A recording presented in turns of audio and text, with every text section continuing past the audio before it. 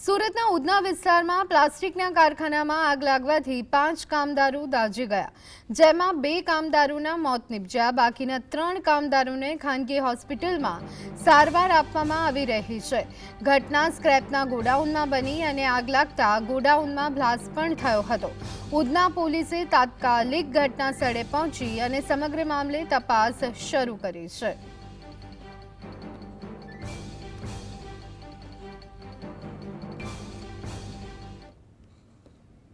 तो जल गया, आग लगी, बोला कि आग लग गई, मैं जल गया। कितने बच्चे थे आपके? 2 बच्चे हैं। तो ये नीरज कितने साल से काम कर रहा था? नीरज इधर आया 8-9 महीने 10 महीना हो गया। 8 महीना। अब क्या चाहते हो आप? तो क्या है साहब, हमारी पहले तब सब हमारे तो चला गया, हम कर भाई क्या कर। किसकी? तो सूरतनी आ घटना उधना विस्ताરમાં પ્લાસ્ટિકના કારખાનામાં એકાએક ભીષણ આગ લાગી હતી અને આ ઘટનામાં 5 જેટલા લોકો દાઝી ગયા હોવાનું માલુમ પડી રહ્યું છે। જે રીતે આગ લાગ્યા પછીની સ્થિતિ છે એના પરથી અંદાજ લગાવી શકાય છે કે આગ કેટલી પ્રમાણમાં ભીષણ હશે અને આગમાં 5 જેટલા લોકો દાઝી ગયા હોવાનું જાણવા મળી રહ્યું છે।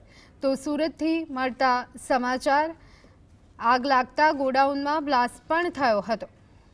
आज अंगे वधु विगत मेळवी लईए। संवाददाता साहिस अमारी साथे जोड़ाई गया छे। साहिस, जे रीते प्लास्टिकना गोडाउनमां आग लागी छे, 5 कामदारो दाझी गया, 2 कामदारना मौत अने 3 कामदारो सारवार हेठळ, शुं विगतो?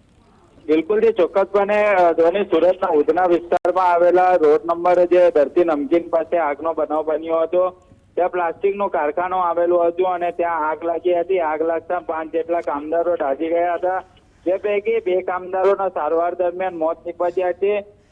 સ્કેપના ગોડાઉનમાં આગ લાગી હતી અને આગ લાગતા ગોડાઉનમાં બ્લાસ્ટ થયો હતો। 2 કામદારોના મોત થતા ઉધના પોલીસે તપાસ શરૂ કરી દેવામાં આવી છે, પરંતુ એ એકાએક આગનો બનાવ બન્યો હતો અને 5 જેટલા કામદારોને ઈજા પહોંચી હતી। તાત્કાલિક ધોરણે સિવિલ હોસ્પિટલ ખાતે ખસેડવામાં આવ્યા હતા, પરંતુ સારવાર દરમિયાન 2 કામદારોના મોત થયા છે। પરિવારની અંદર એક શોકનો માહોલ જોવા મળી રહ્યો છે। ઉધના પોલીસ દ્વારા તપાસ શરૂ કરી છે। જી, આભાર સાહિસ, સમગ્ર માહિતી આપવા બદલ।